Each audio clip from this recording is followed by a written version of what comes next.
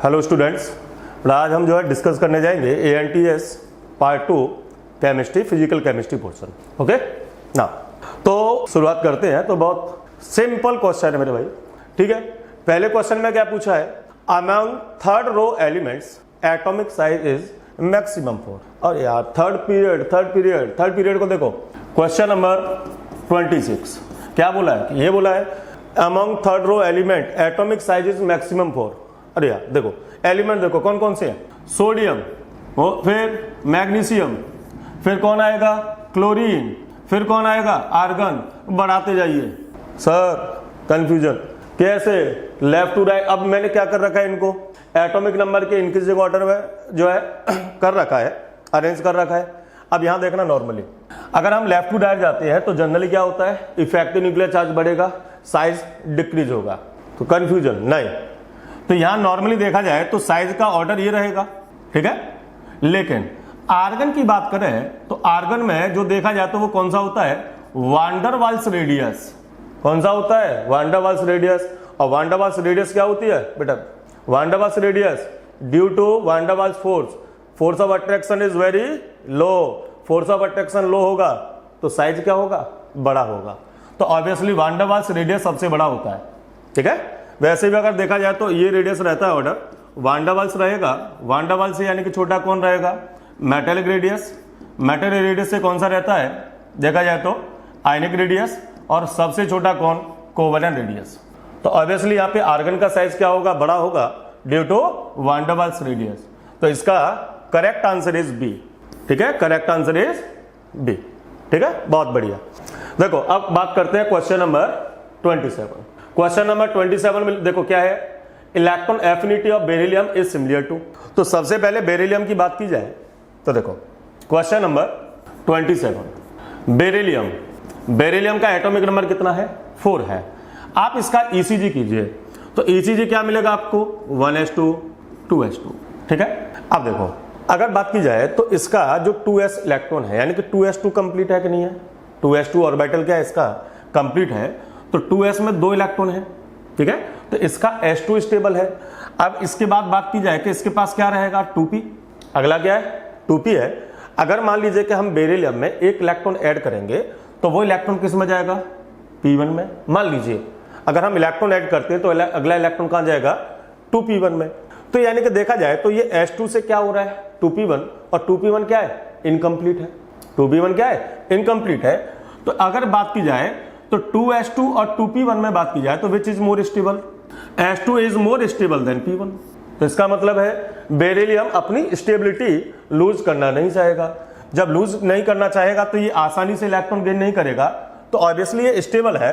तो इसलिए बेरिलियम की, ठीक है, ये अपन बात किसकी कर रहे हैं, इलेक्ट्रॉन एफिनिटी। तो इलेक्ट्रॉन एफिनिटी कितना रहेगा, 0। वैसे ही पता है कि सेकंड ग्रुप का इलेक्ट्रॉन एफिनिटी कितना होता है, 0, क्योंकि उनका ECG क्या होता है, NH2। तो NH2 होगा वो फुलफिल्ड है, कंप्लीट है। अगला कौन है, ठीक है। अब ऑप्शन से मैच करते हैं। लो साहब, पहला ऑप्शन हीलियम, हीलियम का एटॉमिक नंबर 2, ठीक है, 1s2। अरे गजब यार, लो पहले ही ऑप्शन से अपन जो है देखते हैं, 1s2। पहले सेल में कितना इलेक्ट्रॉन, 2 इलेक्ट्रॉन, s2 भी कंप्लीट, सेल भी कंप्लीट। क्या हीलियम इलेक्ट्रॉन गेन करेगा, कभी नहीं। हीलियम ऑलरेडी स्टेबल है तो स्टेबिलिटी लूज करना नहीं चाहेगा। तो हीलियम का इलेक्ट्रॉन एफिनिटी कितना, 0। हालांकि कंपेयर दूसरों से भी कर सकते हैं। बोरॉन है, बोरॉन का एटॉमिक नंबर कितना है, 5, ऑप्शन बी। बोरॉन का एटॉमिक नंबर 5 है। ECG क्या बनेगा इसका, 1s2 2s2 2p1, ठीक है। तो अब जो लास्ट जो नंबर इलेक्ट्रॉन अगर हम ऐड करेंगे तो वो अगला इलेक्ट्रॉन कहां जाएगा, वो अगला इलेक्ट्रॉन किस में जाएगा, 2p। तो 2p2 हो जाएगा। तो 2p1 स्टेबल नहीं है, 2p1 क्या है, इनकम्प्लीट है। तो बोरॉन आसानी से 1 इलेक्ट्रॉन गेन कर सकता है, नो डाउट, ठीक है, क्योंकि उसके स्टेबिलिटी पे कोई फर्क नहीं पड़ रहा है। सी ऑप्शन क्या कह रहा है, क्या दे रखा, लिथियम। चलिए लिथियम का एटॉमिक नंबर 3, ECG कीजिएगा, क्या मिलेगा आपको, 1s2 2s1। अरे 2s1 है, ठीक है। अगर 1 इलेक्ट्रॉन गेन जो है गेन करा दें तो 2s1 से क्या हो जाएगा, 2s2, और 2s2 हो जाएगा। तो ये कैसा हो जाएगा, S1 2s1 से अगर मान लीजिए इलेक्ट्रॉन ऐड कराते हैं तो क्या जाता है, 2s2। तो लेस स्टेबल से क्या हो रहा है, मोर स्टेबल। तो ऑब्वियसली इलेक्ट्रॉन क्या करेगा, गेन करेगा। सेम हेयर डी किस में, किसका, सोडियम का। सोडियम का एटॉमिक नंबर 11, ECG क्या हो गया इसका, वही लास्ट में जाके अगर देखा जाए तो लिथियम जैसा ही हो जाएगा 1s2, ठीक है, 2s2, 2p6, 3s1। अगर हम इसमें एक इलेक्ट्रॉन ऐड करा दे तो ये भी क्या हो जाएगा 3s2 जैसा। तो ऑब्वियसली क्या हो रहा है, ये भी 3s1 से कितना जा रहा है 3s2, तो ये भी स्टेबिलिटी की ओर जा रहा है। तो हमें तो इलेक्ट्रॉन एफिनिटी कितना फाइंड करना है, बेरिलियम का 0 है, तो करेक्ट आंसर इज ए। तो क्वेश्चन नंबर 27 का आंसर क्या होगा, ए होगा। ठीक, अगला बड़ा गजब का यार, क्या पूछा है, polling electronegativity scale is based upon the experimental values of, ठीक है। अब देखो, तो पॉलिंग स्केल याद है, जब हम इलेक्ट्रोनेगेटिविटी निकालते हैं किसी भी एलिमेंट की, तो क्वेश्चन नंबर 28 सॉरी, ठीक है। तो इलेक्ट्रोनेगेटिविटी डिफरेंस क्या निकालते हैं, जैसे मान लो दो एलिमेंट ए और बी हैं, इनके बीच में बॉन्ड क्या बनना है, ए सिंगल बॉन्ड बी मान लीजिए। तो ए और बी जब बॉन्ड बना होगा तो ए क्या के पास आया होगा आपके पास, जैसे ए कहां से आया होगा, ए सिंगल बॉन्ड ए से। मान लीजिए बी कहां से आया आपके पास, बी सिंगल बॉन्ड बी से। तो पहले यहां पे क्या हुआ होगा कि इन दोनों का डिसोसिएशन हुआ होगा, ठीक है, इन दोनों का बॉन्ड ब्रेक हुआ होगा और एक ए बी के बीच में नए बॉन्ड का फॉर्मेशन हुआ होगा।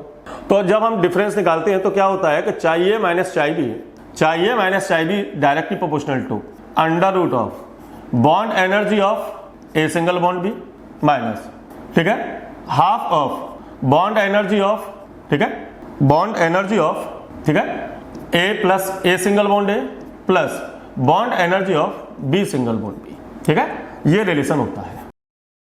तो कुल मिला के जो पॉलिंग स्केल है, फिर यहाँ पे डिफरेंट टाइप की वैल्यू जाएंगी, जैसे मान लो कि हम इलेक्ट्रॉन वोल्ट में ले रहे हैं बॉन्ड एनर्जी, किलोजूल में ले रहे हैं, कैलोरी में ले रहे हैं, उनकी यानी कि जो वजह से ये जो वैल्यू क्या होती है, यहाँ पे जो कांस्टेंट का वैल्यू है वो चेंज होता जाएगा। तो कुल मिला के फाइनली अगर देखा जाए तो पॉलिंग किस पे डिपेंड कर रहा है, पॉलिंग का जो इलेक्ट्रोनेगेटिविटी स्केल है वो बेस्ड अपॉन किस पे होता है, बॉन्ड एनर्जी। किस पे, बॉन्ड एनर्जी, ठीक है ना, याद रखना। तो क्वेश्चन नंबर 28 का आंसर क्या है, सी है ना। हाँ जी, देखिए क्वेश्चन नंबर 29, क्वेश्चन नंबर 29 क्या बोला है, among Al2O3, SiO2, P2O3 and SO2 the correct order of acidic strength. बोलो, याद करो, किसी भी पीरियड में लेफ्ट टू राइट जाने पर नॉन मेटेलिक कैरेक्टर बढ़ते हैं। जब नॉन मेटेलिक कैरेक्टर बढ़ते हैं, और हमें यह भी मालूम है कि नॉन मेटेलिक जो ऑक्साइड होते हैं वो नेचर में कैसे होते हैं, एसिडिक। तो अब हमें वही फाइंड करना है कि जो जितना ज्यादा, ठीक है, इलेक्ट्रोनेगेटिव यानी नॉन मेटेलिक कैरेक्टर शो करेगा वो उतना ही ज्यादा क्या शो करेगा, एसिडिक प्रॉपर्टी। अब देखो ये सब एक ही यानी कि जो है पीरियड के एलिमेंट है। देखो एल्यूमिनियम है, एल्यूमिनियम के बाद कौन आता है, सिलिकॉन, सिलिकॉन के बाद कौन सा आता है, ठीक है, फास्फोरस, देन कौन आ रहा है, सल्फर, ठीक है, यही अपने पास 4 है। इन सब के ऑक्साइड है। सल्फर का आपको क्या दे रखा है, सल्फर डाइऑक्साइड। फास्फोरस का आपको क्या दे रखा है, P2O3, ठीक है, SiO2 एंड Al2O3। अगर हम लेफ्ट टू राइट जाएंगे तो नॉन मेटेलिक कैरेक्टर क्या होगा, नॉन मेटेलिक कैरेक्टर बढ़ेगा। तो एसिडिक स्ट्रेंथ ऑफ ऑक्साइड क्या होगी, ये भी बढ़ेगी। तो देखा जाए तो इधर नॉन मेटेलिक कैरेक्टर बढ़ रहा है तो एसिडिक स्ट्रेंथ ऑफ ऑक्साइड भी बढ़ेगी। अब ऐसे हमें मालूम है Al2O3 जो ऑक्साइड है ये नेचर में कैसा होता है, एम्फोटेरिक होता है। नेचर में कैसा है, ये एम्फोटेरिक है। जबकि अगर इन सब की बात करते हैं तो ये क्या है, एसिडिक है। ये सब नेचर में एसिडिक है, लेकिन मोर एसिडिक कौन है, SO2, then P2O3, then SiO2। तो जो है SiO2 है, सिलिका है, ऑलमोस्ट क्या बनाता है, यानी अपना वीक एसिड बनाता है, ठीक है। तो डियर यहाँ पे हमें करेक्ट आंसर कौन सा दिख रहा है, करेक्ट आंसर इज, अपना सीक्वेंस फॉलो कीजिएगा तो correct answer is B, okay ना। तो क्वेश्चन नंबर 29 का जो आंसर आएगा वो अपना क्या आएगा, बी आएगा। अब देते हैं क्वेश्चन नंबर 30 को। क्वेश्चन नंबर 30 को देखते हैं, बड़ा सिंपल सा है। देखो क्या बोल रहा है, how much should the pressure be increase in order to decrease the volume of a gas by 5% at a constant temperature। बोलो कांस्टेंट टेम्परेचर, कांस्टेंट टेम्परेचर के बारे में कौन बताता है, कांस्टेंट टेम्परेचर के बारे में बात करें, ठीक है, तो कांस्टेंट टेम्परेचर के बारे में बात होती है बॉयल्स की, ठीक है। तो बॉयल्स का जो हम बात करते हैं जब बॉयल्स लॉ की, तो क्वेश्चन नंबर 30 पे आते हैं अपन। तो बॉयल्स लॉ ये हम जो फॉलो करते हैं, बॉयल्स लॉ को किस पे करते हैं, इसको हम फॉलो करते हैं जब टेम्परेचर को क्या कर देंगे, कांस्टेंट, तो बॉयल्स लॉ लगाएंगे। और हमें मालूम है बॉयल्स लॉ के लिए P और V एक दूसरे के क्या है, इनवर्सली प्रोपोर्शनल। तो क्या लिख सकते हैं यहां से, फॉर्मूला हमारे पास क्या आता है, P1 V1 equal to P2 V2। अब देखो इसने क्या बोला है, कि अगर हमने मान लीजिए वॉल्यूम को कितना डिक्रीज कर दिया, 5% डिक्रीज कर दिया, ठीक है, कर देते हैं 5%। अब मान लीजिए कि शुरुआत में वॉल्यूम कितना अपने पास V है, V लीटर, V ml, कुछ भी मान लीजिए, कोई फर्क नहीं पड़ेगा। अब मान लीजिए शुरुआत में प्रेशर है अपने पास P1, कितना है, P1 है। अब ये कह रहा है कि V2 हमने कितना कर दिया, यानी कि इनिशियल वॉल्यूम का 5% डिक्रीज कर दिया, तो 5% डिक्रीज कर दिया तो कितना हो गया, V1 का कितना हमने डिक्रीज कर दिया, 5%, यानी 5 इंटू V/100। अगर हम फाइनली इसको सॉल्व करेंगे तो हमें V2 की नियर बाई कितना मिलेगा, 0.5V, ठीक है। अब मान लीजिए शुरुआत में प्रेशर कितना अपने पास P है, तो अब कह रहा है कि अपन जो फाइनल प्रेशर है वो कितना इंक्रीज किया, तो इंक्रीज इन प्रेशर हमें फाइंड करना है, ठीक है। चलिए अब आगे बढ़ते हैं। अब इसको फर्दर हम जो है सॉल्व करते हैं। अब देखो हमने क्या लिखा कि P1 V1 is equal to P2 V2। P1 का वैल्यू कितना है, हमने P1 ही रखा है। V1 कितना था V, P2 कितना है भाई हमें निकालना है, और V2 हमारे पास कितना आया, 0.95V। तो अगर यहां से मैं P2 को फाइंड करूं तो P2 मुझे कितना मिलेगा, P1V अपॉन 0.95V, ओके। तो अगर मैं इसको सॉल्व करूंगा तो ये मुझे नियर बाई कितना मिलेगा, 1.052% के करीब मिल जाएगा, 2 यानी कि 5 समथिंग 7% के करीब हमें मिल जाएगा, मतलब इतना P1 मिलेगा। सॉरी, ये अपना आ गया प्रेशर। अब ये कह रहा है कि कितना प्रेशर इंक्रीज हुआ, निकाल लो यार, ठीक है। तो परसेंटेज ऑफ इंक्रीज्ड प्रेशर कैसे निकालेंगे, ये तो निकालेंगे P2 minus P1 by P2, वो P1 इंटू 100, ठीक है। P2 कितना आया अपने पास, 1.05257, ठीक है, माइनस P1, वो P1 minus of P1 by initial pressure कितना था P1, देन मल्टीप्लाई बाई 100। तो अगर मैं सॉल्व करूंगा तो मुझे कितना मिलेगा, देखो 0.05257 बाई, ठीक है, थोड़ा सा कर लेते हैं इसको साइड में, ठीक है। यहाँ P1 था, P1 by P1 into 100, P1 से P1 कैंसिल आउट हो गया। सॉल्व करेंगे तो मुझे नियर बाई कितना मिलेगा, 5.257%। तो देखना ये मुझे कहाँ मिल रहा है आंसर, 5.25 या मतलब 26, करेक्ट आंसर इज बी, ठीक है। तो सॉल्व करना था, सिंपली फॉर्मूला है इसमें यार बॉयल्स लॉ का। तो क्वेश्चन नंबर अपना 30, तो क्वेश्चन नंबर 30 का करेक्ट आंसर क्या है, बी है, ओके, क्लियर। चलिए अब आते हैं क्वेश्चन नंबर 31 पे। क्वेश्चन नंबर 31 पे आते हैं तो ये कह रहा है कि एक gas with molecular formula CnH2n+2 diffuse through a porous plug at a rate of 1/6 of the rate of diffusion of hydrogen gas under similar conditions, the formula of the gas is, ठीक है। अब देखो तो यार अगर इसमें हम क्या निकाल लें, मॉलिक्यूलर वेट, क्या निकाल लें गैस का, मॉलिक्यूलर वेट। तो मॉलिक्यूलर वेट निकालेंगे तो मॉलिक्यूलर वेट निकालने सब निकाल लेंगे। तो देखो कैसे, क्वेश्चन नंबर 31 के लिए बात हो रही है।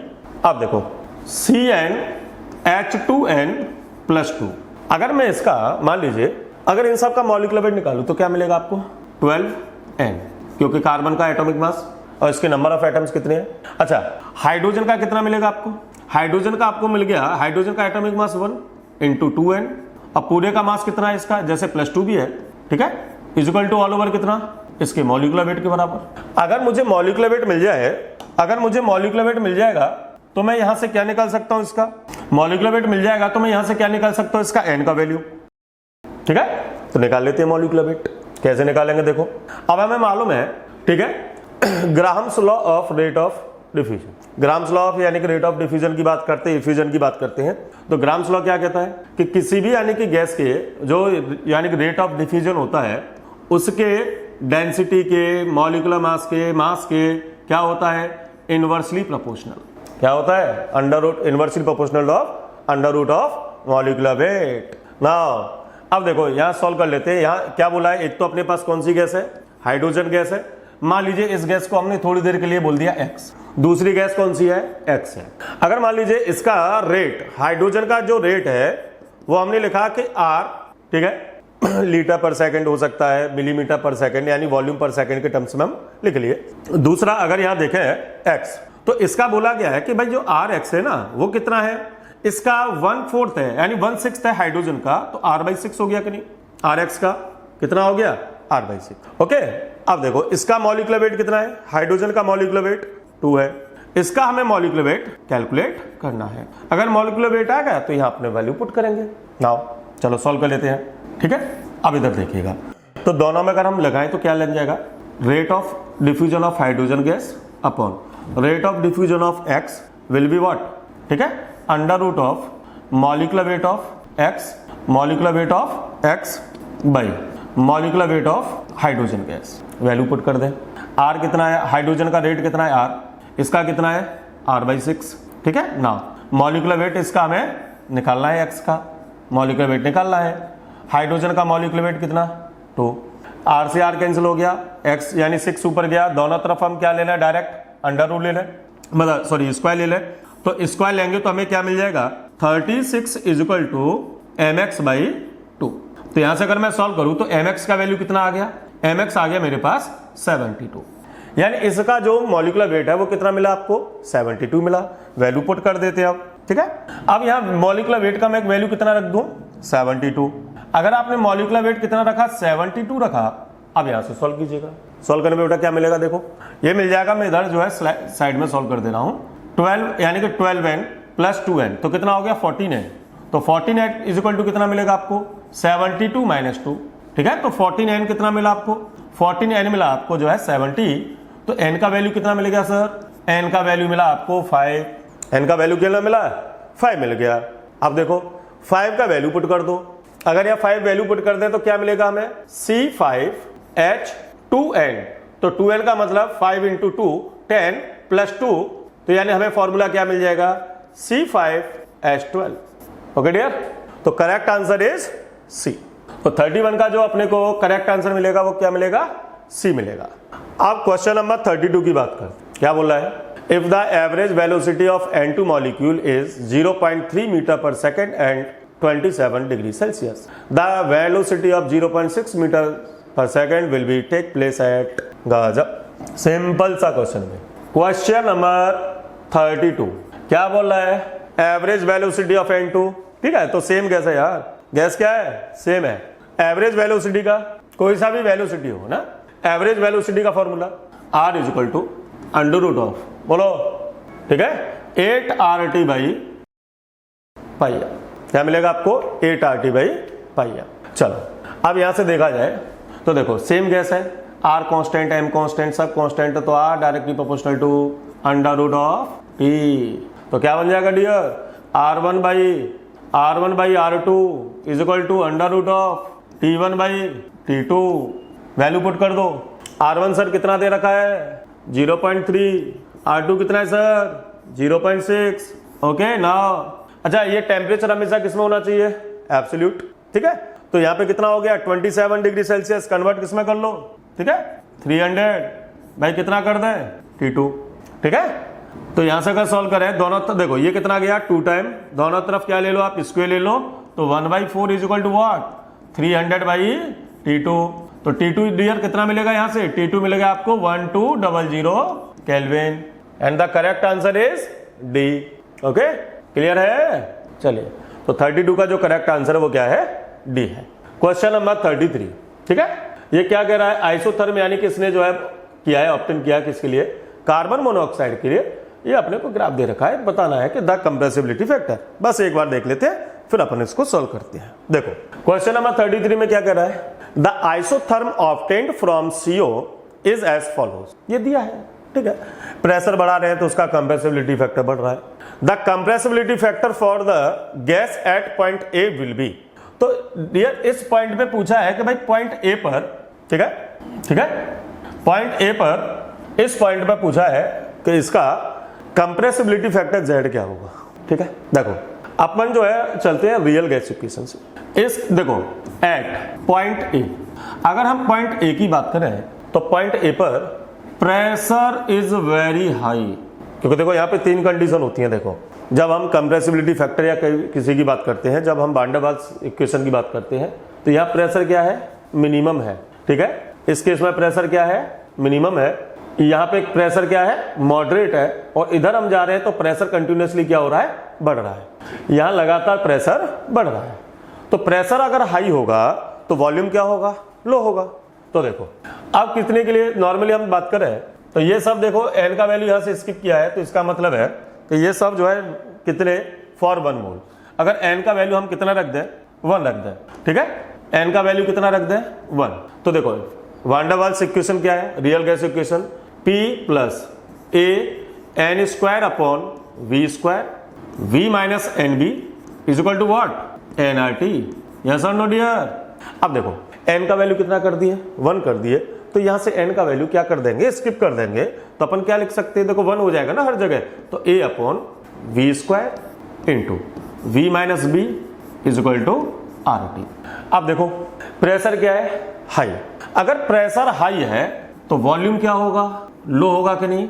Pressure is very high volume is very लो, अगर प्रेशर हाई है तो वॉल्यूम लो होगा। तो अब देखो तो a अपॉन वी स्क्वायर का वैल्यू क्या होगा बहुत कम होगा, ठीक है, ये भी क्या होगा कम होगा, किसके विद रेस्पेक्ट टू प्रेशर, किसके with respect to pressure, pressure के रेस्पेक्ट में। प्रेशर का वैल्यू बहुत ज्यादा है तो प्रेशर के रेस्पेक्ट में a अपॉन वी स्क्वायर का वैल्यू क्या होगा कम होगा, ठीक है।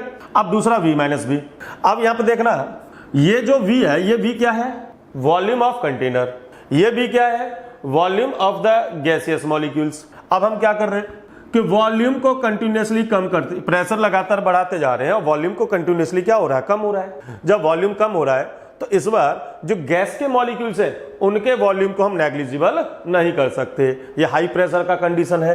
तो इसका मतलब क्या है कि v minus b can not be v, यानी कि b को हम जीरो नहीं मान सकते इस केस में क्योंकि वॉल्यूम बहुत छोटा हो गया।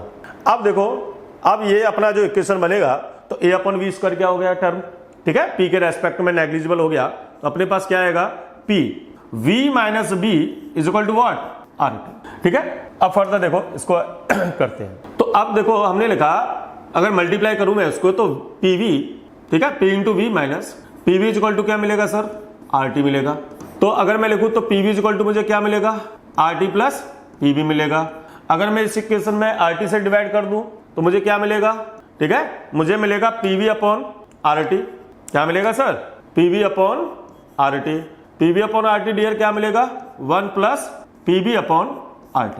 और हमें मालूम है कि PV अपॉन RT किसके बराबर है, यही कंप्रेसिबिलिटी फैक्टर Z है, तो Z मुझे कितना मिला 1 प्लस PV अपॉन RT। वैसे भी यहां देखो प्रूव हो रहा है हाई प्रेशर पर, ठीक है, P का वैल्यू कंटिन्यूअसली यानी कि जो देखा जाए तो Z का वैल्यू क्या है ग्रेटर देन 1, क्योंकि ये तो आइडियल है, तो आइडियल के लिए Z कितना होगा 1, यहाँ पे Z क्या है ग्रेटर देन 1 और यहाँ पे Z क्या है लेस देन 1, तो A पॉइंट पे Z क्या है, ठीक है, ग्रेटर देन 1 है। ओके ना, अब ऐसा तो हमें यार कोई इक्वेशन नहीं मिला, अब क्या करा, बिल्कुल होगा। अब देखो अब लगाइए आइडियल गैस इक्वेशन, क्या लगा हम यहाँ पे आइडियल गैस इक्वेशन लगाए, तो आइडियल गैस इक्वेशन क्या होता है PV is equal to nRT, ठीक है। अब देखो n कितना है 1, तो यहां से अगर देखें तो P बराबर आपको क्या मिलेगा RT बाई V मिलेगा कि नहीं, क्या। अब क्या करेंगे कि P का वैल्यू यहां पुट कर दें, तो P का वैल्यू अगर यहां मैं पुट कर दूंगा तो मुझे क्या मिलेगा Z is equal to 1 plus P का वैल्यू पुट करो RT upon V into B upon RT, तो RT टर्म क्या हो जाएगा कैंसिल आउट, तो मेरे पास एक्सप्रेशन क्या आएगा 1 plus B upon V। Z का वैल्यू मुझे क्या मिलेगा कंप्रेसिबिलिटी फैक्टर का Z is equal to 1 plus B upon V, then correct answer is V, ठीक है। तो अगर हम बात करें तो हमारे जो क्वेश्चन नंबर 33 का जो करेक्ट आंसर है वो क्या है B है। I hope all will be clear. अब ना किसके लिए हम जा रहे हैं क्वेश्चन नंबर 34 के लिए। The system shown below in a equilibrium at 27 degrees Celsius and the volume of the bulb is 150 ml. At 27 degrees Celsius, aqueous tension of water is 28 mm of Hg. If the bulb contains 0.001 mole of O2, volume of liquid water present in the bulb is nearly. तो इसमें जो देखा जाए तो कितना यानी कि जो है वॉल्यूम वाटर का प्रेजेंट है। अब देखो इस सिस्टम को देखें, ठीक है, अब इस सिस्टम को देखिएगा कि यहाँ पे अगर देखा जाए तो दो मिक्सचर है आपके पास, किस किस का है, एक तो मिक्सचर किसका है वाटर का, और इसी में क्या प्रेजेंट है O2, इसी में क्या प्रेजेंट है O2 है। अब इधर क्या है वैक्यूम 0 है, यानी वैक्यूम है तो यहाँ प्रेशर लगने वाला कितना है 0 है, यहाँ पे लगने वाला प्रेशर कितना है सर 0 है, ठीक है। अब देखो इसको देखते हैं क्वेश्चन नंबर 34, थोड़ा ध्यान से देखें। तो अगर यहाँ पे देखा जाए तो ऑल ओवर प्रेशर कितना है, 0 है। अब नॉर्मली देखा जाए तो ये गैस जो है, यहाँ पे जो बल्ब है, इस बल्ब में दो चीजें हैं आपके पास, ऐसे ध्यान से सुना है। इस बल्ब में दो चीजें हैं, एक तो क्या है, वाटर है, और दूसरा क्या है, O2 है। ठीक है, तो यहाँ पे दो प्रेशर एक साथ एग्जर्ट कर रहे हैं। ठीक है, दो प्रेशर कौन कौन से, एक तो PO2 और दूसरा PH2O, वो ऑलरेडी दे रखा है, जिसको क्या बोला है, एक्वस टेंशन। ठीक है, अब देखो नॉर्मली इसको हमने कनेक्ट किससे कर रखा है, एक, ठीक है, ट्यूब से। नॉर्मली मैं यहाँ डायग्राम बना देता हूं, इसको हमने कनेक्ट किससे कर रखा है, ट्यूब से, और ये ट्यूब कैसी है, क्लोज्ड है। क्लोज्ड है तो यहाँ पे यानी कि जो है क्या प्रेजेंट है, वैक्यूम। वैक्यूम का मतलब क्या हो गया कि यहाँ पे P एक्सटर्नल कितना है सर, P एक्सटर्नल 0 है। P एक्सटर्नल कितना है सर, 0। अब देखो यहाँ पे दे रखा है इन्होंने, ये वाली जो हाइट दी है ये आपको कितना दे रखा है, 161, ठीक है, mm। अब देखो, अब हम यहाँ देखें तो यहाँ पे दो प्रेशर लग रहा है कि PO2 और PH2O। ठीक है, इधर किसके बराबर होना चाहिए, अब देखो इधर से प्रेशर लग रहा है, तो ये यहाँ से देखा जाए तो हम पढ़ते हैं ना, बैरोमीटर का केस है, तो बैरोमीटर में क्या लिखते हैं अपन, बैरोमीटर में लिखते हैं कि P गैस या P gas is equal to क्या होता है, P एक्सटर्नल प्लस जो भी आपकी हाइट है। कब, जब गैस ऑफ प्रेशर, ठीक है, pressure of gas, sorry, pressure of gas is greater than external pressure, तो वहां तो वैक्यूम है। तो देखना प्रेशर ऑफ गैस यहां आपको टोटल कितना मिल गया, एक्सटर्नल कितना, ठीक है, 0, और हाइट कितना है, 161। तो यानी कि pressure of gas, pressure of gas का मतलब यहां पे दो बातें आपके पास कौन कौन है, एक तो वाटर वेपर है, ठीक है, pressure of H2O, and pressure किसका, O2 का। ये ऑल ओवर मिला के कितना हो गया, 161 mm ऑफ Hg। ठीक है, तो अगर मैं यहां से प्रेशर ऑफ O2 फाइंड करूं तो प्रेशर ऑफ O2 कितना मिलेगा आपको, 161 माइनस PH2O। क्या बोल रहा है ये PH2O में, तो वाटर का, यहां पे देखिएगा वाटर का जो एक्वस टेंशन है वो कितना है, 28 mm ऑफ Hg। तो वाटर का 28 mm ऑफ Hg को क्या कर दे यहां से, ठीक है, हटा दें, तो मुझे लगभग कितना मिल जाएगा, PO2 इज इक्वल टू, ठीक है, कितना मिल जाएगा मुझे यहां से, PO2 लगभग 133 mm ऑफ Hg। लो, यानी कि अब हमने प्रेशर ऑफ O2 निकाल लिया। अगर मुझे प्रेशर यहाँ O2 निकाल लिया है तो मुझे प्रेशर यानी कि उसका O2 का मोल भी मालूम है सर, मोल मालूम है, इसका मुझे मालूम है कि पूरे कंटेनर का वॉल्यूम कितना है, तो पूरे कंटेनर में वाटर भी है और ऑक्सीजन गैस भी है। तो अब हम क्या करते हैं कि ऑक्सीजन गैस का क्या निकाल लेते हैं यहाँ पे, वॉल्यूम, ऑक्सीजन गैस का वॉल्यूम निकाले। ठीक है, तो देखो अब हम क्या लगाएंगे, PO2 is equal to NO2, ठीक है, RT बाई V, ये लगाएंगे ना, तो V तो हमें ऑक्सीजन का निकालना पड़ेगा सर, तो निकाल लीजिएगा। अब ऐसा है कि अगर हम R की वैल्यू मान लीजिए किस में रख रहे हैं, ठीक है, आपको सबको पता है नॉर्मली, ठीक है, R का वैल्यू कितना होता है, 0.0821 ATM, ठीक है, litre, mole inverse kelvin inverse, mole inverse kelvin inverse होता है। तो मुझे प्रेशर जो मिला है वो किस में मिला है, mm ऑफ Hg में, तो उसको मैं कन्वर्ट किस में कर लेता हूं, उसको मैं कन्वर्ट कर लेता हूं ATM में। ठीक है, तो PO2 आपके पास जो कितना मिलेगा, अब आपके पास था 133 mm ऑफ Hg, और हमें मालूम है कि 1 ATM is equal to what, 760 mm of Hg। तो mm ऑफ Hg में डिवाइड कितने से कर दें, 760 से, तो ये मुझे क्या मिल जाएगा, प्रेशर ऑफ O2। तो प्रेशर ऑफ O2 सॉल्व करने पे नियर बाई आपको कितना मिलेगा, ठीक है, 0.175 ATM के करीब आप सॉल्व करेंगे, मिल जाएगा ये। अब देखो फर्दर आप यहां से वॉल्यूम निकाल लें तो VO2 कितना मिलेगा, VO2 आपके पास हो गया NO2 RT by P। O2 का मोल कितना गिवन है सर, 0.001, R का वैल्यू 0.0821, सर टेम्परेचर कितना है 27 डिग्री सेल्सियस यानी कि 300 केल्विन, बाई कितना 0.175 के। ना सॉल्व करके देखें तो ये वॉल्यूम जो आएगा वो आएगा अपना लीटर में, वॉल्यूम किस में आएगा सर, लीटर में आएगा। तो अपना जो है सॉल्व करने पे ये आपको मिलेगा नियर बाई, अगर देखें तो कैंसिल आउट कर लेंगे अपन, तो ये आपको मिलेगा नियर बाई VO2, ठीक है, 140.2 ml के आसपास, कितना मिलेगा, 140.2 ml के आसपास मिलेगा। लेकिन अपने को निकालना क्या है, वॉल्यूम ऑफ वाटर। क्वेश्चन में हमसे क्या पूछा है, वॉल्यूम ऑफ वाटर पूछा है। तो वॉल्यूम ऑफ वाटर कितना, देखो कितना दे रखा है पूरे का।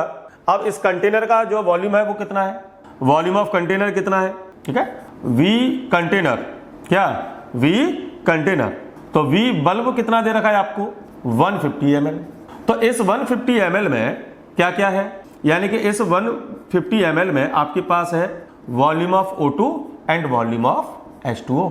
ठीक है, तो बस तो फाइंड कर लीजिएगा। तो VH2O यहां से कितना आ गया, VH2O आ गया आपके पास volume of bulb that is 150 minus volume of O2। तो सॉल्व करने पे हमें आंसर कितना मिला, सॉल्व करने पे मिलेगा 9.8 ml। तो ठीक है, तो इसमें भी पूछा है कि वाटर नियरली, तो नियरली आपका क्या गया, नियरली 10 ml, नियरली क्या मिलेगा 10 ml। Then correct answer is ए।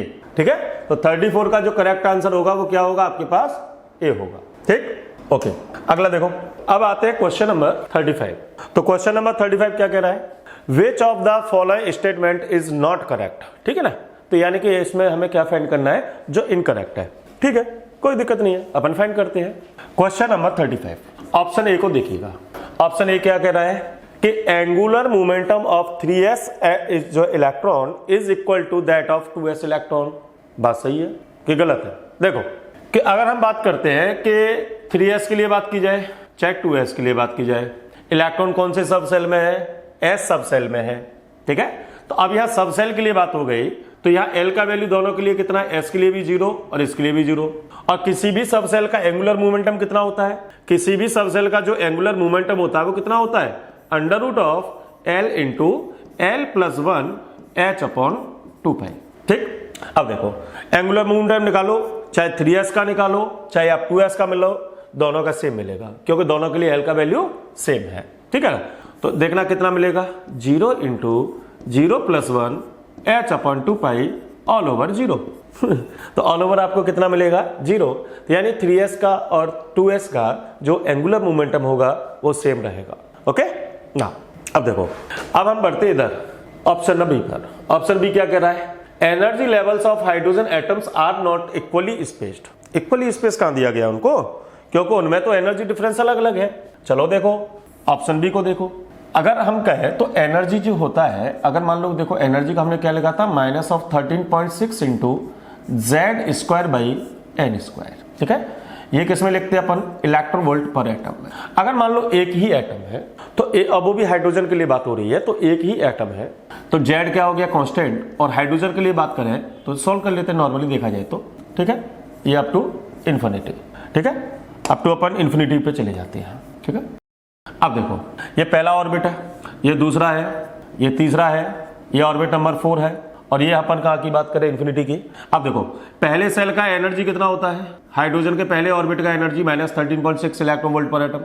दूसरे का कितना होता है सॉल्व करने पे, माइनस का 3.4 इलेक्ट्रॉन वोल्ट पर एटम। अगले का कितना होता है, माइनस का 1.51 इलेक्ट्रॉन वोल्ट पर एटम। चौथे का कितना होता है, E4 का देखा जाए तो माइनस ऑफ 0.85 इलेक्ट्रॉन वोल्ट पर एटम। ये सब होता है। अगर इनमें एनर्जी डिफरेंस देखा जाए तो देखना इसमें एनर्जी डिफरेंस आपको कितना मिल रहा है, 10.2 इलेक्ट्रॉन वोल्ट। इसमें एनर्जी डिफरेंस कितना मिल रहा है आपको, ठीक है, लगभग मिलेगा 1.69 के करीब, लगभग कितना मिल जाएगा आपको 1.89 के करीब मिल जाएगा। और यहाँ पे लगभग कितना मिलेगा इनका डिफरेंस 0.66। तो अगर हम देखें कि अगर हम न्यूक्लियस से दूर जा रहे हैं, तो न्यूक्लियस से दूर जा रहे हैं तो दोनों, ठीक है, जो ऑर्बिट्स हैं उन ऑर्बिट्स की जो एनर्जी डिफरेंस है, कॉन्जिक्यूटिव जो एनर्जी डिफरेंस है वो लगातार क्या होता जा रहा है, डिक्रीज होता जा रहा है। अगर एनर्जी जो है डिफरेंस कम होता जाएगा तो सेल्स क्या होंगी, काफी क्लोज होगी। ठीक है ना, तो कहने का मतलब जैसे 1 और 2 में जो है एनर्जी डिफरेंस ज्यादा है तो एक दूसरे से दूर होंगे। ठीक है, 2 और 3 के रेस्पेक्ट में, विद रेस्पेक्ट टू 2 और 3, तो ऐसे जाएंगे तो एनर्जी डिफरेंस क्या होगा, बढ़ता, यानी कि जो है चेंज अलग अलग आएगा, और अलग अलग आएगा तो उसमें जो स्पेस होगा वो भी डिफरेंट होगा। ठीक है, तो यानी कि बी ऑप्शन इज करेक्ट। अब आते हैं सी। तो सी ऑप्शन क्या कह रहा है कि energy of electron is 0 only when it is stationary. अगर मान लीजिए अगर हमने कह दिया कि स्टेशनरी है, ठीक है, हालांकि तब भी नहीं होगा। देखो कहने का मतलब क्या है कि एनर्जी जो है, टोटल एनर्जी की बात कर रहे हैं, तो अगर बात की जाए तो एनर्जी की बात कर रहे हैं, यहाँ टोटल एनर्जी की बात नहीं हो रही है। कई तरीके हैं। पहला, अगर मान लीजिए कि इलेक्ट्रॉन को आपने किसी भी ऑर्बिट से कहां भेज दिया, इन्फिनिटी पर आयनाइज करा दिया। जब आयनाइज कराएंगे तो देखो यहां जाके मान लीजिए कि इसका हम कह रहे हैं ना टोटल एनर्जी कितना हो गया, 0 हो गया। तो ये टोटल एनर्जी जीरो है। हमें मालूम है कि टोटल एनर्जी किसके बराबर है, kinetic energy plus potential energy के। तो इसका मतलब क्या है कि काइनेटिक एनर्जी किसके बराबर होगी, पोटेंशियल एनर्जी के बराबर होगी ना। काइनेटिक एनर्जी किसके बराबर हो गई, पोटेंशियल एनर्जी के बराबर हो गई। ठीक है, दूसरा एक और केस, अगर स्टेशनरी फॉर्म में है तो स्टेशनरी फॉर्म में किसी भी यानी कि जो है इलेक्ट्रॉन की जो एनर्जी का जो फॉर्मूला है वो कितना है, minus of 2.18 into 10 to power of -18, ठीक है, Z square upon n square. ठीक है, ये किस में निकालते हैं, जूल पर एटम में। तो अगर बात की जाए तो इलेक्ट्रॉन जो है क्या है, स्टेशनरी है, तो इलेक्ट्रॉन स्टेशनरी का होगा, किसी भी ऑर्बिट में तो होगा नहीं, और हर और ठीक है, और किसी भी ऑर्बिट में नहीं होगा तो ऑब्वियसली उसकी एनर्जी जीरो नहीं होगी। ठीक है, तो कुल मिला के यानी कि अगर हम जो है चाहे उसको किसी भी ऑर्बिट में देखें या उसको हम किस में देखें, इन्फिनिटी में देखें, उसकी एनर्जी जीरो नहीं होगी। हम ये कह रहे हैं कि भाई जो इलेक्ट्रॉन यहां से यहां गया उसकी काइनेटिक एनर्जी किस में कन्वर्ट हो गई, पोटेंशियल एनर्जी में, यहां जाके तो वो अपनी मैक्सिमम एनर्जी में है। ठीक है, तो ये है कि उसकी जो काइनेटिक एनर्जी है वो कन्वर्ट किस में हो गई, पोटेंशियल एनर्जी में। तो ना तो इन्फिनिटी पे जाके उसकी जो है एनर्जी को हम जीरो कह रहे हैं क्योंकि काइनेटिक एनर्जी कन्वर्ट किस में हो गई, पोटेंशियल एनर्जी में। ठीक है, और स्टेशनरी फॉर्म में होगा तब भी इलेक्ट्रॉन जीरो नहीं होगा क्योंकि इलेक्ट्रॉन कंटिन्यूअसली क्या कर रहा है, मूव कर रहा है। तो जो सी ऑप्शन है, ये सी ऑप्शन इनकरेक्ट है। अब देखो नेक्स्ट पॉइंट उसको भी देख ले, डी को, ये क्या कह रहा है, Humphry series lies in the far infrared reason, मालूम होगा। ठीक है ना, देखो लाइमन, बामर, पाशन, ब्रैकेट, ठीक है, फंड, हम्फ्री। ठीक है, लाइमन कौन सी रीजन में होती है, लाइमन होती है यूवी रीजन में। बाल्मर कौन से में होती है, ठीक है, बाल्मर कौन से में होती है, विजिबल में। ये अपने पास फिर कौन सा, पाशन है और ब्रैकेट है, ये दोनों किस में होती है, इंफ्रारेड रीजन में। फिर नेक्स्ट अपने पास कौन कौन से है, एक पी फंड है, ठीक है, और एक हम्फ्री है, ये दोनों कौन से होते हैं, फार इंफ्रारेड रीजन में। तो डी ऑप्शन भी अपना सही है ना। क्वेश्चन नंबर 35, तो क्वेश्चन नंबर 35 का जो करेक्ट आंसर है वो क्या है, दैट इज सी। तो करेक्ट आंसर क्या मिलेगा सर, आपको सी मिलेगा। अब आइए क्वेश्चन नंबर 36। क्वेश्चन नंबर 36 क्या है, which of the following set of quantum number is not possible for an electron in ground state of an atom with atomic number 19। Atomic number 19 के लिए कौन सा इसमें से सेट पॉसिबल नहीं होगा, तो चेक कर लो यार। जो है एटॉमिक नंबर 19, क्वेश्चन नंबर 36, ठीक है, एटॉमिक नंबर कितना 19 दे रखा है, ईसीजी कर लो फटाफट से। 19 को हमें नहीं मालूम क्या है, पता चल गया पोटेशियम था ना, 1s2, 2s2, 2p6, 3s2, 3p6, 4s1। ठीक है डियर, तो एटॉमिक नंबर 19 का अब देखो चेक करो, n का मैक्सिमम वैल्यू कितना है सर, 4 है। ठीक है, l का मैक्सिमम वैल्यू कितना है, 1 है। तो m क्या क्या हो सकता है, -1, 0, +1 कुछ भी हो सकता है। हम सबका पॉसिबिलिटी देख रहे हैं, l की वैल्यू मैक्सिमम। तो अब देखो चलो n की मैक्सिमम वैल्यू 4 होगी, तो चारों ऑप्शन में देखिएगा n, 2, 3, ठीक, आपको 2 भी मिल रहा है, 3 भी मिल रहा है, नो डाउट। अब देखो l की वैल्यू क्या क्या है, 0 है, 1 है, ठीक है, तो मैक्सिमम वैल्यू 1 है। अब s के लिए l का वैल्यू 0, s के लिए l का वैल्यू 0, p के लिए 0, ठीक है, नो डाउट। तो देखो l की मैक्सिमम वैल्यू कितनी जाएगी, 0, 1, 1 हो सकता है। तो m की वैल्यू कुछ भी हो सकती है, 0 भी हो सकता है, +1, -1 कुछ भी हो सकता है। अब नाउ अब आइए ऑप्शन नंबर डी पर, n का वैल्यू 3 और l का वैल्यू d मतलब 2। अगर l बराबर 2 है तो यहां आपने को कौन सा मिलेगा, d सब सेल। तो d सब सेल का मतलब 3d। चेक करना, क्या आप एटॉमिक नंबर 19 पोटेशियम का कोई भी इलेक्ट्रॉन 3d सब सेल में एंटर हुआ, नो सर, या 3d सेल में एंटर नहीं हो रहा है तो ये पॉसिबल क्वांटम नंबर नहीं होगा। तो 36 का जो करेक्ट आंसर है वो क्या है, d है। अगला क्वेश्चन क्या है भाई, The wave function of 2s electron is given by psi 2s is equal to 1/4 root 2 pi 1/8 का power 3/2 2 minus r upon a naught e की power minus r upon a naught। It has a node at r is equal to r net। Sorry, the relation between r naught and a naught will be। तो r naught और a naught के बीच में relation क्या होगा, वही हमें find करना है। ओके, क्वेश्चन नंबर 37 में देखो, अब देखो हमें यहां जो ड्रॉ करना है वो हमें किसके लिए करना है, साई वर्सेस आर। ठीक है, अब देखो जब हम 2s का ग्राफ बनाते हैं ऐसे देखेगा कि r का वैल्यू अगर मैं 0 कर दूं, अगर मैं कहीं भी r का वैल्यू 0 कर दूं तो r 0 करेंगे तो देखो ये यानी कि e की पावर कितना मिलेगा आपको माइनस, ठीक है, यानी कि जो भी मिलेगा r की वैल्यू 0 करने के तो e की पावर 0, e की पावर 0 कितना हो गया 1, तो 2 माइनस 0, तो 2 माइनस 0 यानी कि अब ये जो है वैल्यू जो है 0 नहीं होगा, ठीक है। तो साई का वैल्यू यानी कि जब r बराबर 0 है तो साई का वैल्यू 0 नहीं होगा, आप रख सकते हैं। तो साई का वैल्यू 0 नहीं होगा तो अब मुझे क्या मिलेगा कि अब देखो जो ग्राफ बनेगा वो कैसा बनेगा, एक्सपोनेंशियल, ठीक है, क्योंकि r का वैल्यू बढ़ रहा है और r का वैल्यू बढ़ेगा तो ग्राफ मुझे कैसा मिलेगा, एक्सपोनेंशियल मिलेगा। अब देखो मान लीजिए मैं r को धीरे धीरे बढ़ा रहा हूं, कोई एक ऐसा पॉइंट आया जहां पे r a नॉट का वैल्यू कितना हो गया, r अपॉन a नॉट का वैल्यू 2 हो गया, r अपॉन a नॉट का वैल्यू कितना हो गया 2। जब r अपॉन a नॉट का वैल्यू 2 हो जाएगा तो उस इक्वेशन में देखा Sai 2s is equal to, देखो ये अपने एक कांस्टेंट वैल्यू है 2, मान लो इसको मैंने x कह दिया फिलहाल, 2 माइनस 2 e की पावर वहां भी मान लीजिए कितना आ गया, ठीक है, r अपॉन a नॉट का रेशियो वहां भी कितना आ गया मान लीजिए 2, तो 2 माइनस 2 कितना हो गया 0, तो ऑल ओवर साई 2s का वैल्यू कितना मिलेगा आपको 0 मिलेगा। और जहां साई 2 यानी कि साई का वैल्यू 0 यानी कि वो क्या मिलता है अपने को, एक रेडियन नोड, ठीक है। तो आपने देखा होगा साई जो है 2s का इस तरीके से, क्योंकि जो नेक्स्ट नोड मिलेगा अब r का जो है कोई भी आप वैल्यू बढ़ाते जाइएगा तो r का कोई भी ऐसी वैल्यू नहीं मिलेगा जिससे कि ये ऑल ओवर 0 मिल जाए, सिर्फ एक ही वैल्यू बचेगी और वो क्या होगी, इंफिनिटी। तो इंफिनिटी पे जाके ये कितना हो जाएगा 0, तो यानी कि ये टच कहां करेगा, इंफिनिटी पर, ठीक। अब देखो अब ये कह रहा है कि at it is a node, it has a node at r is equal to r nought. मान लो कि ये r नोट है, ये क्या है अपना r नोट है। अब इस r नोट पे हमें क्या निकालना है, नोड। अगर हमें नोड निकालना है तो देखो जहां r नोट की बात करेंगे नोड होगा तो ऑब्वियसली वहां साई 2s का वैल्यू कितना मिलेगा आपको, 0 मिलेगा। साई 2s का वैल्यू कितना मिलेगा, 0 मिलेगा। अब देखो यहां रखो ये वैल्यू, तो अपने को जो वैल्यू मिलेगा 0 is equal to 1 upon 4 under root of 2 pi, ठीक, a नॉट की power 3/2, 2 minus r upon a nought e की power minus r upon e nought, okay. ये 0 कर दिए, इसको डिवाइड करो 0, इसको इधर ले आओ 0, तो अपने पास क्या आएगा 2 minus r upon a not का वैल्यू कितना 0 आया। तो यहां से सॉल्व करें तो r जो है r अपॉन a नॉट का वैल्यू कितना मिलेगा आपको, 0 मिलेगा, ठीक है। r अपॉन a नॉट का वैल्यू कितना मिल जाएगा, सॉरी 2 मिलेगा, तो r बराबर कितना 2 a nought. Correct answer is what, B, ठीक है। तो वो ये r नॉट निकाल लेना अपन, चलो r नॉट कर दिया, r is equal to r nought, तो r नॉट बराबर कितना मिल गया आपको, ठीक है, 2 a nought. Then the correct answer will be 37 का बी होगा। चलिए तो अपना जो है फिजिकल केमिस्ट्री का पार्ट पोर्शन खत्म हुआ।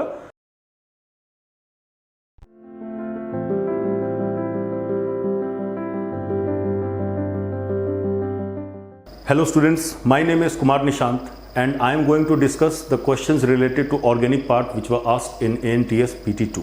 Let us start from question number 38. 38 में हमें दिया है total number of structural isomers possible for C4H8Cl2. तो C4H8Cl2.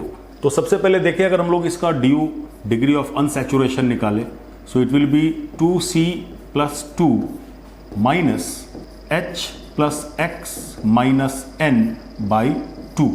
So where C represents the number of carbon atoms, H hydrogen, X halogen and N nitrogen. तो इस molecular formula में सिर्फ halogen है, तो यहाँ पे अगर हम लोग देखें इसका तो this will be 2 and carbon atoms we are having 4, तो 2 into 4 plus 2 minus hydrogen atoms we are having 8 and chlorine 2 divided by 2.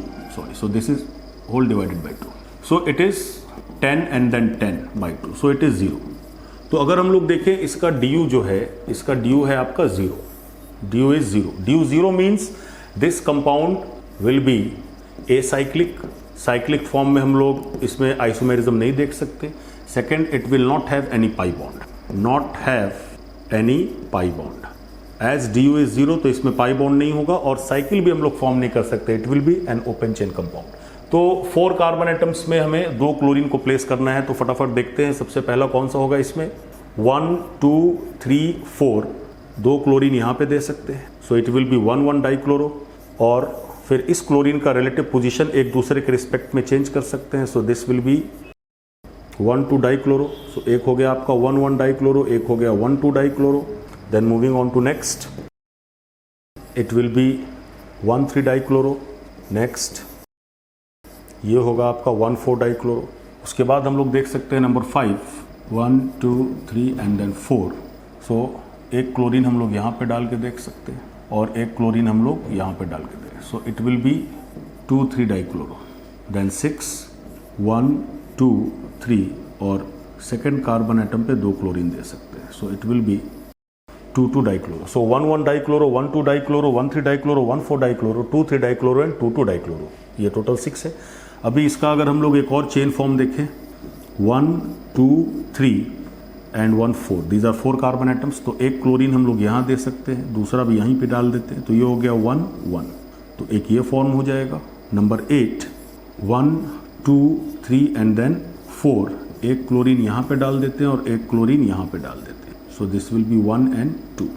So this is 1, 1 dichloro 2 methyl propane. This is 1, 2 dichloro 2 methyl propane.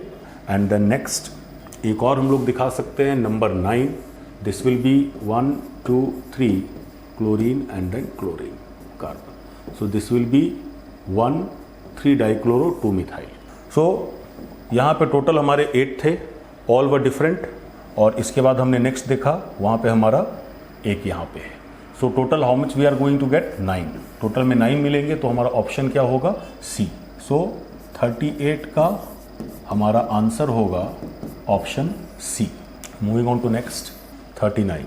अगर हम लोग 39 पे देखें, 39 number basically ये सब हमें Newman projections में दिया हुआ है. आपको बताना है विच of the following compound is having chiral centre.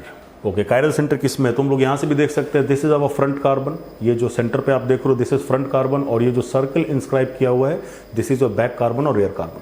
तो front carbon is bonded to 3 hydrogen atoms. तो ये कार्बन कायरल नहीं हो सकता. अगर बैक कार्बन को देखें तो यहाँ भी हमारे पास 2 मिथाइल ग्रुप सेम है.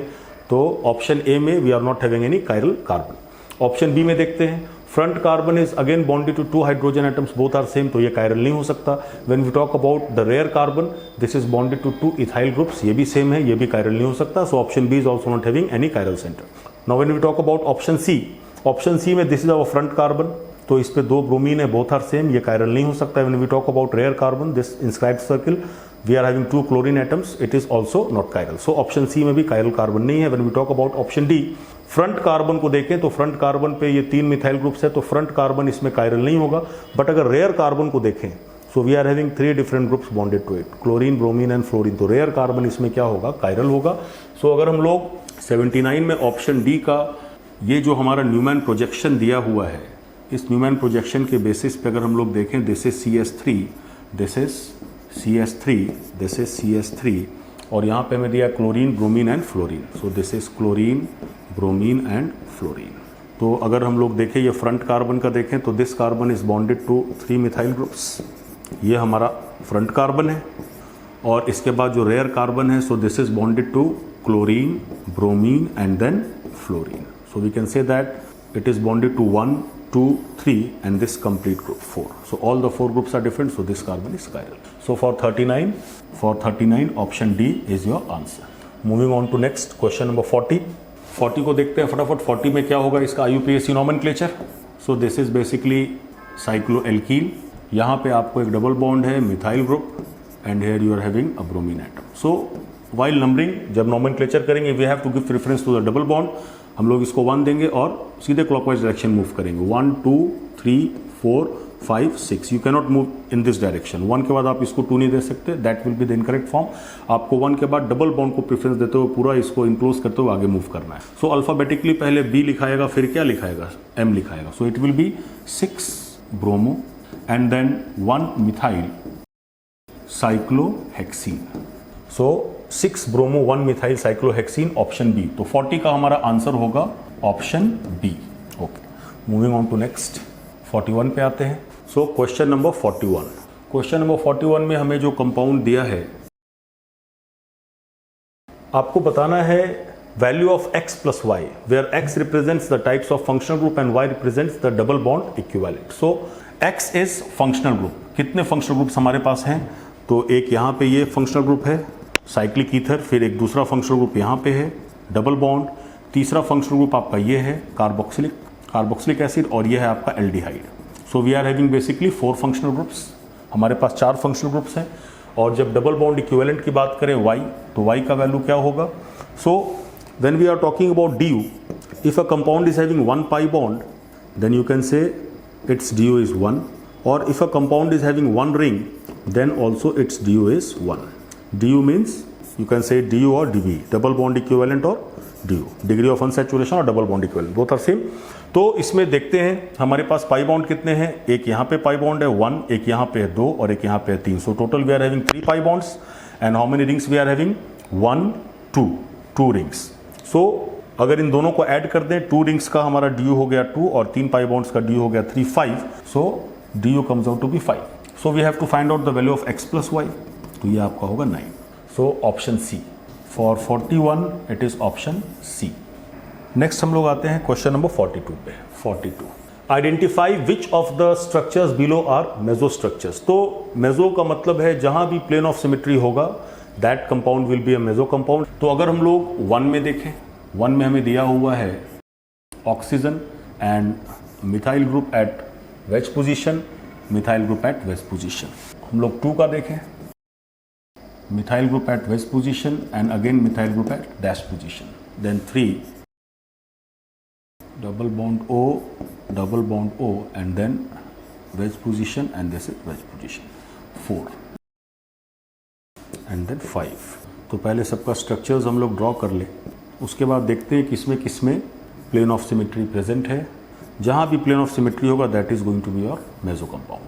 तो अगर हम लोग कंपाउंड 1 में यहाँ से एक प्लेन पास कराए, सो then we are going to get the mirror images here. यहाँ आपको mirror image मिलना शुरू होगा. So this is plane of symmetry. So this compound will be achiral, which means it will be meso. 1 will be meso, and then when we look upon to 2, यहाँ पे कोई भी plane of symmetry पास नहीं होगा. So this will be optically active compound. 3 में देखते हैं. 3 में अगर हम लोग यहाँ से एक plane क्रॉस कराए यहाँ से ऐसे, so इसका इमेज मिरर इमेज हमें ये देखने को मिलेगा और इस ग्रुप का मिरर इमेज यहाँ देखने को मिलेगा. सो मिरर इमेज में मिल रहे हैं. So this is plane of symmetry. तो इसमें प्लेन ऑफ सिमेट्री पॉसिबल है और प्लेन ऑफ सिमेट्री होगा तो this compound is going to be meso. तो ये भी आपका मेसो होगा. 4 में कहीं से भी कोई प्लेन ऑफ सिमेट्री पास नहीं होगा. So this compound is going to be optically active. ये मेसो नहीं होगा. And when we talk about 5, यहाँ भी पॉसिबिलिटी नहीं है. So out of these 5 structures in 1 and 3 plane of symmetry is present. So these 2 structures will be major structure. So option A is our answer. तो 42 का answer होगा option A. Okay, moving on to next question number 43. In 43 we have been given CH CHO and then COOH. So we are having carboxylic acid, aldehyde as well as amine. So on the basis of priority table हमारा principal functional group इसमें कौन सा होगा? Carboxylic acid होगा. तो हमें preference इसको देना है. अगर हम लोग यहाँ से नंबरिंग स्टार्ट करें 1 2 3 4, तो पहला सब्स्टिट्यूएंट हमारा 2 पर है, दूसरा हमारा 3 पर है. और अगर यहाँ से चलते हैं 1 2 3 4, अगेन पहला सब्स्टिट्यूएंट 2 पे है और दूसरा 3 पे है. तो sum of locator number substituent groups का दोनों साइड से सेम है. अब जब ये प्रीफिक्स के फॉर्म में होगा तो इसके लिए हम लोग प्रीफिक्स यूज करते हैं फॉर्माइल, और जब ये प्रीफिक्स के फॉर्म में होगा इसके लिए प्रीफिक्स यूज होता है एमिनो. ओके, तो वाइल वी स्टार्ट नंबरिंग, अगर दोनों तरफ से sum of locator number same आता है तो we have to follow alphabetical order rule. तो alphabetically A and F. Alphabetically A पहले आएगा, तुम लोग यहां से चलेंगे 1 2 3 एंड देन 4. तो इसका नाम होगा 2 amino and then 3 formyl butane 1 4 dioic acid. 2 amino 3 formyl butane 1 4 dioic acid. So 2 amino 3 formyl butane 1 4 dioic acid. तो 43 का ऑप्शन होगा सी. So let's talk about 44.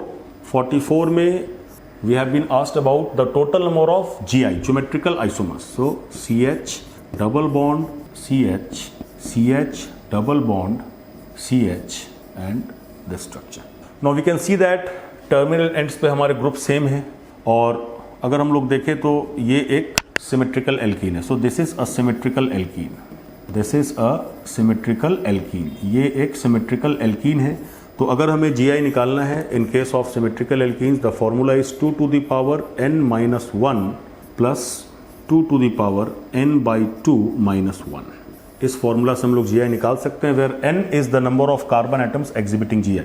सो ये डबल बॉन्ड इसके अक्रॉस GI एग्जिबिट होगा, why because it is bonded to H and cyclopropyl group both are different. इसमें भी ये दोनों डिफरेंट है, यहाँ पे H साइक्लोप्रोपाइल आपस में डिफरेंट है, यहाँ भी देखेंगे कार्बन में H और ये कंप्लीट ग्रुप डिफरेंट है। So across both the double bond GI is going to be exhibited. तो अगर हम लोग इसके वैल्यू को यहाँ पे डालें 2 to the power 2 minus 1 plus 2 to the power 2 by 2 minus 1, so it will be 2 to the power 2 and then this will be 2 to the power 0 which means 2 plus 1 that is 3। तो इस compound के जो total number of GI है that is going to be 3। तो 44 का answer होगा option C 3। Total इसके 3 GI देखने को मिलेंगे। ठीक है, क्वेश्चन नंबर 45 में हमसे क्या पूछा गया, which one of the following is most stabilized conformer of 1,4 cyclohexane diol. तो अगर हम लोग देखें ऑप्शन ए में this is chair conformation. Chair conformation में अगर कोई भी बल्की ग्रुप होता है तो इट इज प्रीफर्ड कि हम लोग उसको इक्वेटोरियल पोजीशन पर रखें, एक्सियल पे ना रखें। लेकिन अगर हाइड्रोजन बॉन्ड की पॉसिबिलिटी होती है तो उस केस में axial position, di axial position ज्यादा स्टेबल होता है, बट दैट पोजीशन इज 1,3। यहाँ पे हम लोग देख रहे हैं कि चेयर फॉर्म में ये OH पोजीशन 1 पे है और ये OH पोजीशन 4 पे है। तो पोजीशन 1,4 पे इंट्रामोलिकुलर हाइड्रोजन बॉन्ड नहीं बनेगा, वो एक्सेप्शनली पोजीशन 1,3 पे बनता है। इस वजह से डाई एक्सियल, डाई इक्वेटोरियल पे डोमिनेट करता है, but that is at position 1,3। इसमें पोजीशन 1,4 पे दिया है। Okay, so this is not going to be. अगर हम लोग ऑप्शन बी को देखें, ऑप्शन बी जो है this is basically, option B जो है ये बोट फॉर्म है और बोट फॉर्म में आपको यहाँ पे एक OH ग्रुप दिया है और एक यहाँ पे OH ग्रुप दिया है। So these are basically, this is basically flagpole position. ये फ्लैगपोल पोजीशन है, ये भी आपका फ्लैगपोल पोजीशन है, दिस इज फ्लैगपोल पोजीशन। तो यहाँ पे आपका इंट्रामोलिकुलर हाइड्रोजन बॉन्ड बनना शुरू हो जाता है पोजीशन 1 एंड पोजीशन 4 पे। पोजीशन 1 और 4 के अक्रॉस यहाँ पे आपका इंट्रामोलिकुलर हाइड्रोजन बॉन्ड बन जाता है, due to which this boat conformation becomes more stable. Option C में भी वही कंडीशन है, 1 पर और 4 पे है, तो यहाँ पे हाइड्रोजन बॉन्ड की पॉसिबिलिटी नहीं है। ऑप्शन डी में भी उसकी पॉसिबिलिटी नहीं है। सो इन चारों ऑप्शंस में से हमारा आंसर होगा option B. Due to the formation of intramolecular hydrogen bond at flagpole position, this boat form is more stable when compare to all these 3 different structures. Now moving on to next question number 46, integer based question में हम लोग आते हैं। Question number 46, the total number of cyclic structural as well as stereoisomers possible for molecular formula C5H10। C5H10 के लिए आपको total number of cyclic structural और stereoisomers भी देखना है। तो cyclic structure means हम लोग cyclic form में जाएंगे C5H10। तो एक हम लोग कंपाउंड दिखा सकते हैं साइक्लोपेंटेन, उसके बाद एक दिखा सकते हैं मिथाइल साइक्लोब्यूटेन, एक हम लोग दिखा सकते हैं इथाइल साइक्लोप्रोपेन, फिर हम लोग दिखा सकते हैं 1,1 डाइमिथाइल साइक्लोप्रोपेन और एक हम लोग दिखा सकते हैं 1,2 डाइमिथाइल साइक्लोप्रोपेन। सो अगर हम लोग देखें तो ये डिफरेंट स्ट्रक्चरल आइसोमर्स हैं। This is 1, this is 2, this is 3, this is 4 and this is 5। अब अगर हम लोग देखें स्टीरियो आइसोमेरिज्म तो इसमें सारे कार्बन एक आयरल है, so this is going to be optically inactive. इसमें भी सारे एक आयरल कार्बन है, ये भी आपका ऑप्टिकली इनएक्टिव होगा। The same is here, optically inactive होगा। कायरल कार्बन नहीं, इसमें भी कायरल कार्बन नहीं, ऑप्टिकली इनएक्टिव होगा। अब ये हमारा जो कंपाउंड 5 है ये सिस फॉर्म में है। अगर हम लोग इसको इस तरीके से देखें कि यहाँ पे इसमें थोड़ा सा, अच्छा इसको फिर से हम अलग से ड्रॉ कर देते हैं। सपोज कि ये दोनों मिथाइल ग्रुप सेम साइड में है तो ये आपका सिस फॉर्म होगा। This is going to be a cis form, but ये क्या होगा भाई, ये आपका होगा ऑप्टिकली इनएक्टिव। ये ऑप्टिकली इनएक्टिव होगा क्योंकि इसमें प्लेन ऑफ सिमेट्री आ जाएगा। एंड इसका ट्रांसफॉर्म भी होगा। तो ट्रांसफॉर्म में यहाँ पे ये है HCS3 और यहाँ पे अगर हम लोग मिथाइल ग्रुप को डालें और H देखें तो हम लोग इसका मिरर इमेज देख सकते हैं। So this will B HCS3 and this will B CS3 and H। तो यहाँ से कोई प्लेन ऑफ सिमेट्री पास नहीं होगा, this will B optically active. तो अगर ये हमारा प्लस फॉर्म है तो ये क्या हो जाएगा, माइनस फॉर्म हो जाएगा। So after 4 it is numbered as 5 और ये जो आपका ट्रांसफॉर्म है इसमें ये प्लस फॉर्म होगा 6 और ये होगा 7। सो टोटल हमारे 7 cyclic structural as well as stereo isomers होंगे। सो ऑप्शन क्वेश्चन नंबर 46 का इंटीजर बेस्ड क्वेश्चन, इसका आंसर है 7। दीज आर दो 7 structures. Moving on to next question number 47 पे आते हैं। आपको बोला गया है number of stereo isomers are. So we have to find out number of stereo isomers. Stereo isomers, कितने स्टीरियो आइसोमर्स होंगे इसके। तो अगर हम लोग देखें इस कंपाउंड में, सो this compound is not symmetrical, यहाँ कहीं से भी कोई वैसा प्लेन हमें नहीं दिख रहा जो इसको दो इक्वल पार्ट्स में डिवाइड करे। सो सबसे पहला इंफॉर्मेशन यहाँ लिख सकते हैं कि दिस मॉलिक्यूल इज अनसिमेट्रिकल, और जब मॉलिक्यूल अनसिमेट्रिकल होगा तो उस केस में नंबर ऑफ स्टीरियो आइसोमर्स आपका निकलेगा formula 2 to the power n से। और यहाँ पे जो n है, these n are chiral carbon centres as well as those double bonded stereogenic units across with GI can be exhibited. तो हमें देखना है कि यहाँ कहाँ पे कायरल सेंटर्स है और जो डबल बॉन्ड्स है वहाँ पे कहाँ पॉसिबिलिटी है GI की। सो दिस कार्बन ये आपका कायरल है, बिकॉज अगर इससे एक पोजीशन आगे जाए तो ये हमें कीटोनिक ग्रुप मिलता है और यहाँ से CH_Cl मिलता है। Similar is for this carbon is also chiral, ये एक कायरल कार्बन है, this carbon is chiral, again this carbon is chiral, ये कायरल नहीं हो सकता, this is sp2 hybridise carbon. तो हमारे पास टोटल 4 कायरल कार्बन्स हैं, और जब हम लोग ये डबल बॉन्ड के अक्रॉस देखेंगे, यहाँ पर अक्रॉस दिस डबल बॉन्ड, तो यहाँ पे GI एग्जिबिट होगा, अक्रॉस दिस डबल बॉन्ड यहाँ पर भी हम लोग ऑब्जर्व करते हैं GI एग्जिबिट होगा। तो n का वैल्यू टोटल हमारा कितना आ गया, 1 2 3 4 5 6। So number of stereo isomers is 2 to the power 6 which will be 64। So question number 47 का आंसर है 64। Total 64 stereo isomers will be there. Okay, अब हम जो है डिस्कस करते हैं ये 3 जो हमारे इंटीजर टाइप क्वेश्चन है। ठीक है, बहुत सिंपल है यार। ठीक है, देखो क्वेश्चन नंबर 48 के लिए बात करें तो बेटा क्वेश्चन नंबर 48 में क्या कह रहा है, the 5 successive ionisation enthalpies of an element are 800, 247, 3658, 2504 and 3284 kilojoule per mole. The number of valential electron is. अब बड़ा सिंपल सा क्वेश्चन है।